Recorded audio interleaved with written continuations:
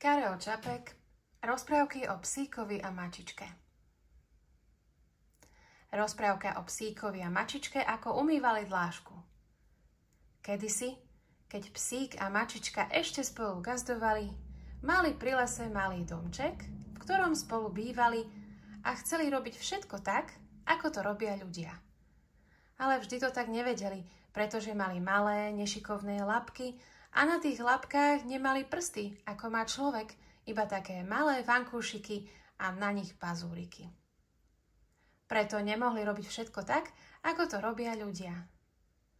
Ani do školy nechodili, pretože škola nie je pre zvieratká. Kdeže? Tá je iba pre deti. A takto v tom ich domčeku vyzeralo všeliako. Niečo robili dobre, niečo zasa nie. Nuž tam bol sem tam aj neporiadok. Jedného dňa zbadali, že majú v domčeku veľmi špinavú dlášku. Počúvaj, psík, povedala mačička, máme akúsi špinavú dlášku. A mne sa vidí, že je už akási špinavá, povedal psík. Len pozri, aké mám od tej špinavej dlášky ufúľané labky. Naozaj ich máš poriadne špinavé, povedala mačička. Fuj, to je hanba, musíme dlášku umyť. Ľudia nemávajú takú špinavú dlášku, lebo oni ju umývajú. Dobre, prikývol psík. Ale ako to urobíme? To je jednoduché, povedala mačička. Ty choď po vodu a ja sa postaram o ostatné. Psík sa pobral s hrncom po vodu a mačička vytiahla zo svojho kufríka kúsok mydla a položila ho na stôl. Potom išla po niečo do komory. Mala tam ukrytý kúsok údenej myši. Medzi tým prišiel psík s vodou a zbadal, že na stole niečo leží. Rozbalil to. Bolo to akési rúžové.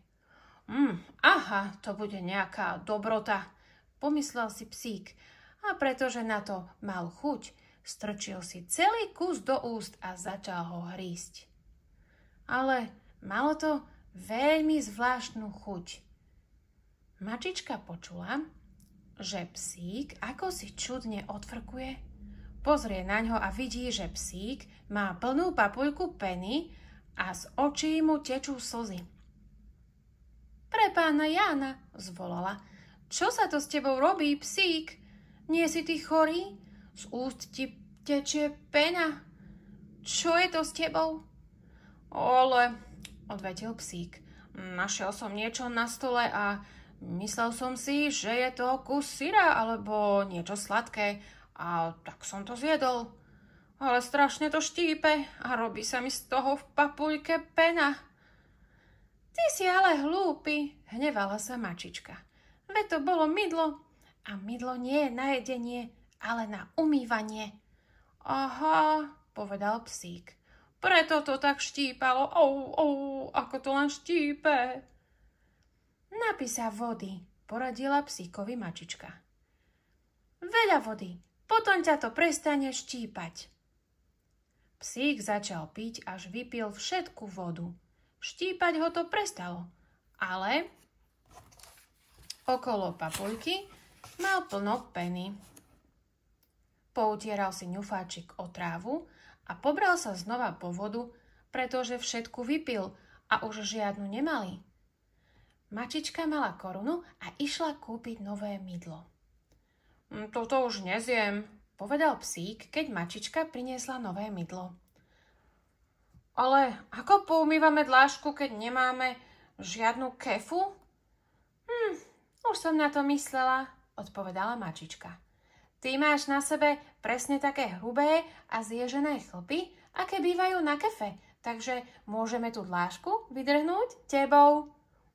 Dobre, súhlasil psík a mačička vzala mydlo a hrniec s vodou, kľakla si na zem, vzala psíka ako kefu a vydrhla ním celú dlášku. Dláška bola celá mokrá, ale veľmi čistá veru nebola.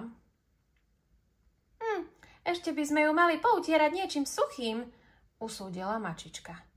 Vieš čo? Povedal psík. Ja som už celý mokrý.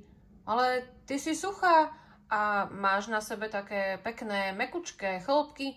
To je lepšie ako ten najlepší uterák. Teraz vezmem zasa ja teba a vysuším tvojim kožuškom dlášku.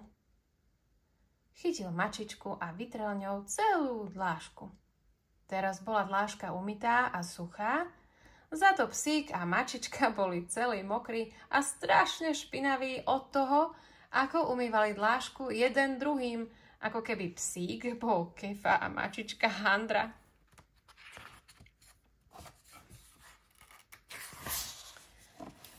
My teda vyzeráme, povedali si obaja, keď sa na seba pozreli. Dlášku máme čistú, za to my sme teraz celí špinaví. Tak to predsa nemôžeme zostať, veď by sa nám všetci smiali.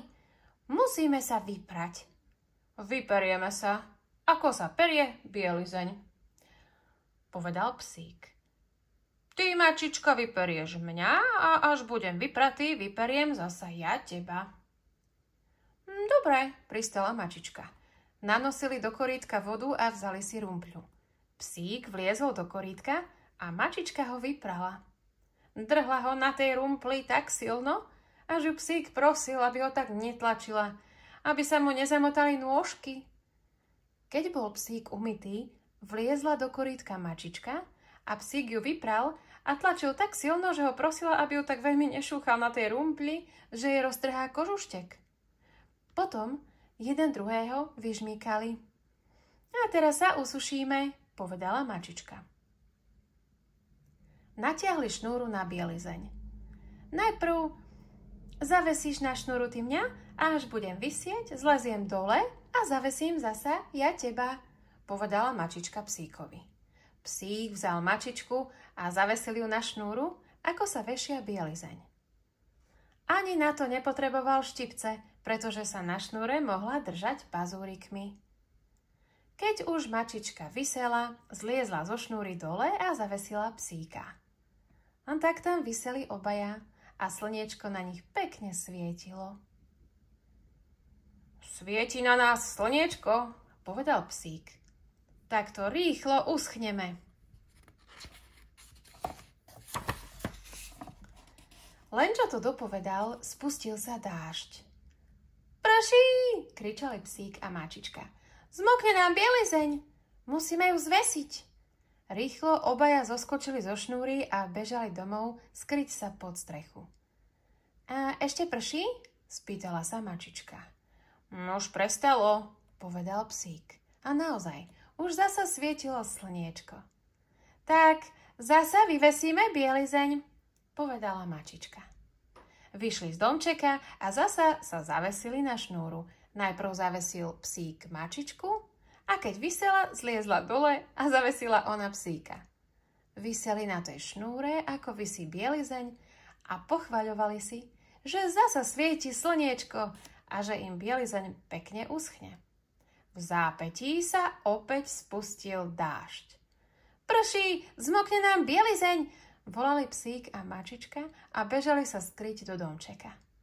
Potom zasa vykúklo slniečko, tak sa zasa zavesili na šnúru, potom zasa pršalo a museli sa skryť pred dažďom. A tak to išlo až do večera. Ale vtedy boli už obaja celkom suchí. Bielizeň už máme suchú, povedali si. Tak ju dáme do koša. Vliezli do koša, ale potom sa im už chcelo spať a tak tam zaspali a obaja v tom koši krásne spali až do rána.